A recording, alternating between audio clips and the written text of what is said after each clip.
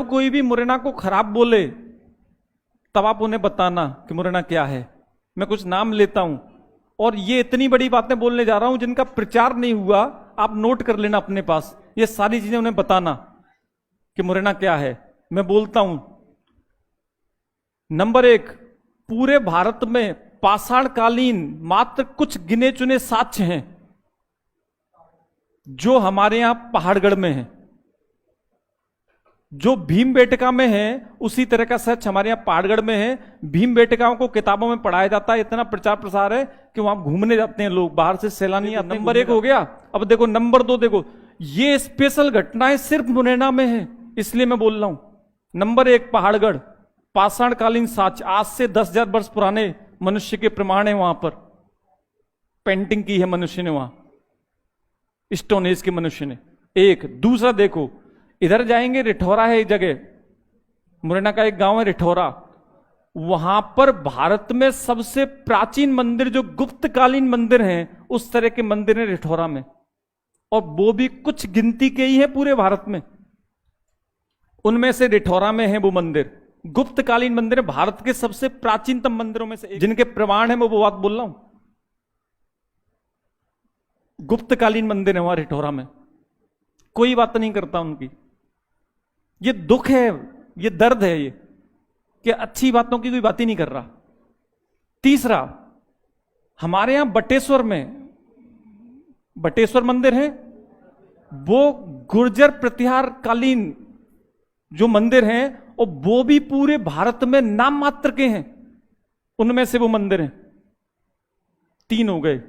वहीं बगल से चले जाएं तो मितावली है और वो उस पर संसद भवन बनाया गया है, वो भी नाम मात्र का ही है।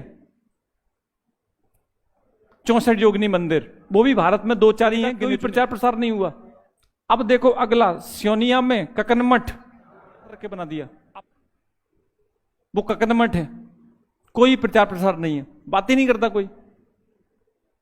कितनी बात होगी टोटल? 5। अब देखो मैं और बोलता हूं, उनको आप देखना।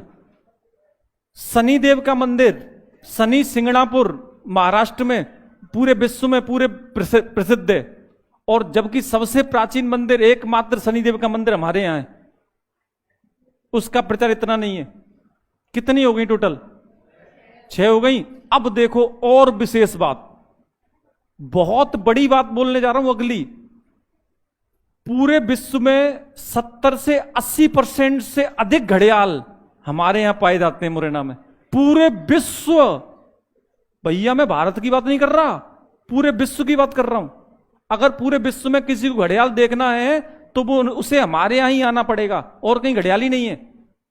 80% घड़ियाल होने का मतलब समझ रहे हो कि पूरे विश्व में और कहीं घड़ियाल है ही नहीं। और इसका कारण क्या है?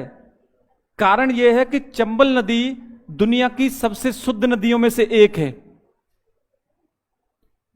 पूरी दुनिया ने नदियों को बर्बाद कर दिया, हमने नदियों को बचाया, और हम पर क्वेश्चन मार्क लगा रहे हैं लोग कि मुरैना खराब है।